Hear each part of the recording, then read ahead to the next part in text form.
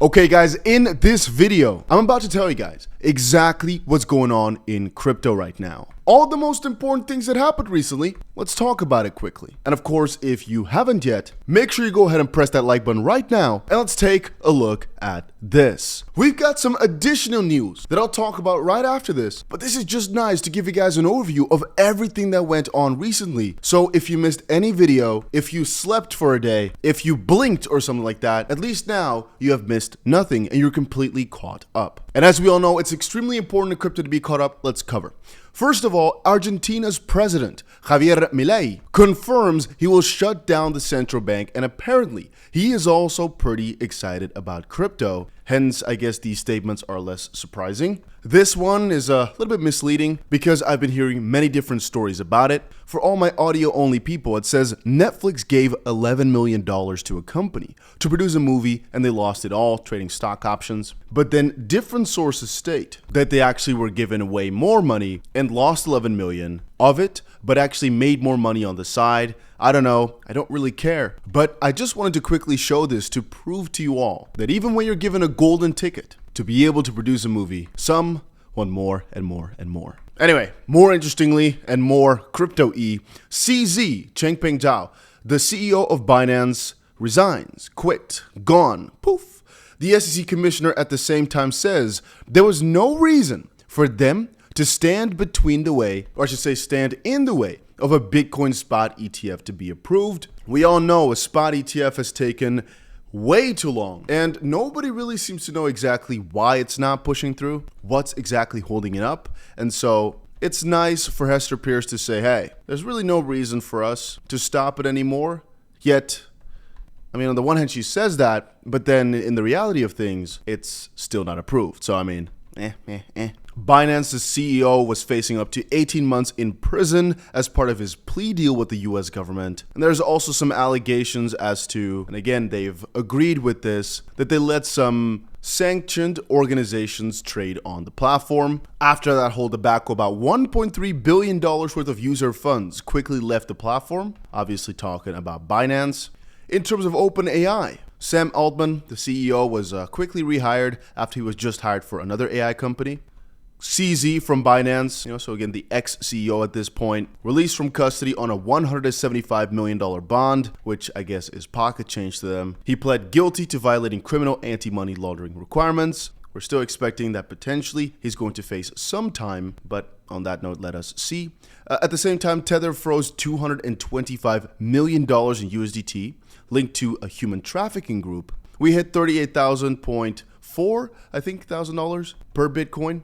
The SEC sued Kraken slightly before that. And again, Binance's agreed penalty was $4.3 billion to settle their case with the government. And now before I move on, this is not sponsored, nothing along those lines. This is something you've got to understand. Every now and then in crypto, you come across a project that you just are almost certain is going to absolutely pop off. Usually it's a culmination of things, and I'm telling you guys again, I've said this a couple weeks back, I said this I think last week, and I'll say it now again. If there's one project to keep your eyes on right now, it's Inspect. I'm telling you right now, keep your eyes on this project. They just closed themselves a banger. I've shown their website multiple times. You guys know what they do. But most people, for some reason, do not believe me when I say that we're in a point of the market already where coins can just absolutely go for a blast off. I'm telling you right now, this coin could easily, in my own opinion, I'm not a financial advisor, do a 30x, a 50x or so within a couple of weeks,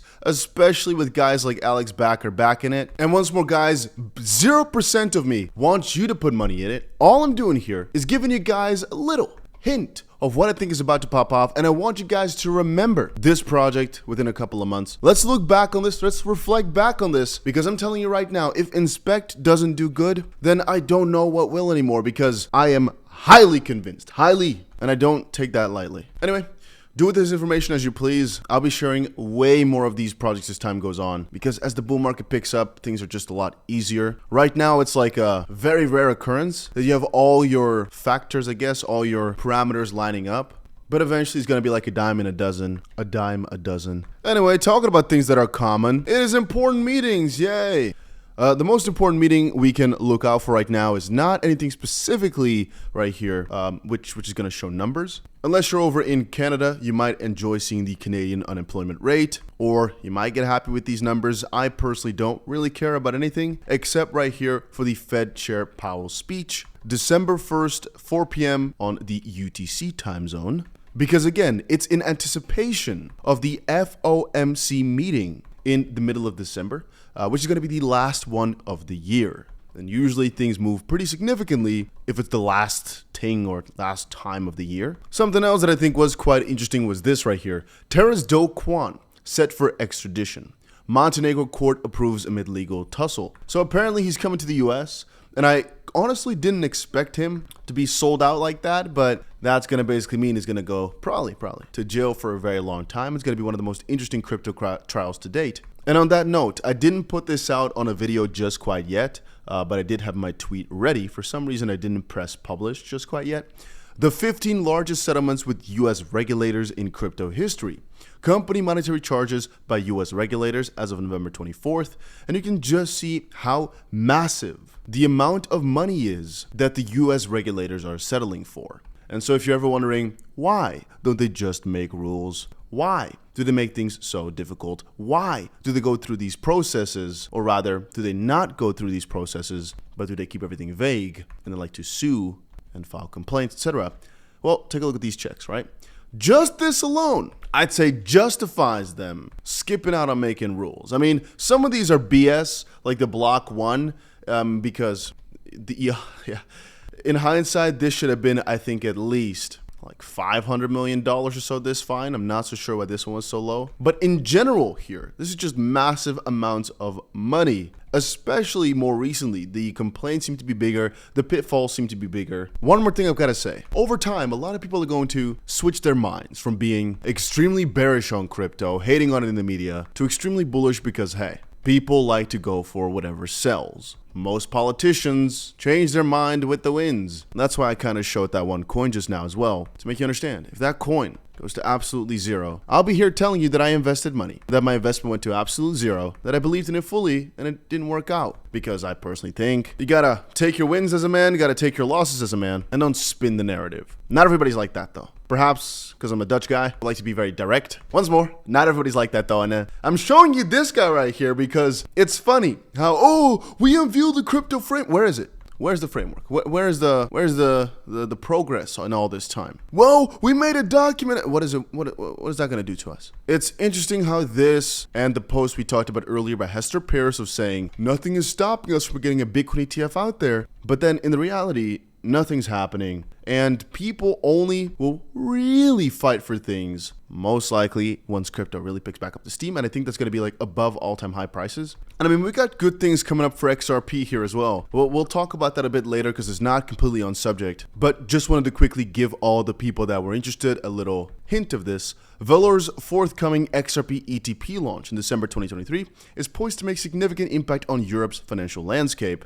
Remember that article, and remember this one as well. Austrian-based Raiffeisenbank prepares to launch Bitcoin trading services. And remember this one right here. 19 banks report exposure to XRP, in total 9.4 billion euro investment positions. And now, take a look at these two things. And of course, guys, if you've not done it yet, make sure you go ahead and press that like button. For some reason, again, we're going to the Abu Dhabi Formula 1 tomorrow because the race is there. It's again 4 a.m. I am not sure why I keep doing these videos so late. JP Morgan says the approval of a spot Bitcoin ETF may not lead to a flood of new capital into the crypto sector. Now, that is interesting because for some reason, that's like the exact opposite of what most posts say and what JP Morgan's stance has usually been. And I mean, with the crazy numbers on the investments recently from banks, it does not, and as again, that's why I said remember those articles, it does not really make sense for the moment that the facilitation of trade for banks, for other institutions becomes easier, for there not to be pretty massive inflows. I mean, you got to realize, this is what I've said many times, the reason that banks are so interested in crypto is because it kills them. It might sound strange, but hypothetically speaking, Let's say I've got a bank, right? Or even from that matter, I'm the central bank. It doesn't matter. What would be the worst thing that could happen to me? I'd say that people stop using the currency that I'm storing, basically, what they need me for, or they're just no longer storing money in general, or they lose trust in my entity, all three of which Bitcoin and crypto as a concept are trying to facilitate. So how do I spin that as my hypothetical bank into a positive scenario? If either of these two things, one, I hold the asset that's about to destroy my business or trying to destroy my business, or I make sure that however much that this asset that's destroying my business, so here we have the bank, here we have Bitcoin, however much that this thing moves, specifically as it moves up, that my business, even though it's going down, the more that it goes up by the direct inverse correlation, at least it goes up to stay basically break even because Bitcoin goes up. You understand my drift? So once more, if they were not involved with this technology that's destroying them, in theory, it would be always like this, where if Bitcoin goes up, the bank stock and the bank as a concept goes down. But because the bank then might actually have themselves exposure to this asset class by facilitating trade, making money off of it, whatever, they can basically catch back up a bit. And I mean, the numbers showcase that that's exactly what is happening, which is why I always find it so interesting when I see the bank, like 𝗕𝗘𝗪𝗲𝗃 post this now. Is this because they've just not got enough or what? Because they can't be of the real opinion that Bitcoin ETFs being allowed is not going to let more money flow into the sector. The only thing could be timing, but it doesn't matter. Why listen to a bank about crypto, I guess, huh? yeah. But that was a quick little update on all the news. Hopefully you guys all enjoyed it. If you did, make sure you go ahead and press that like button. It is greatly appreciated. And I'll see you guys soon again with another update.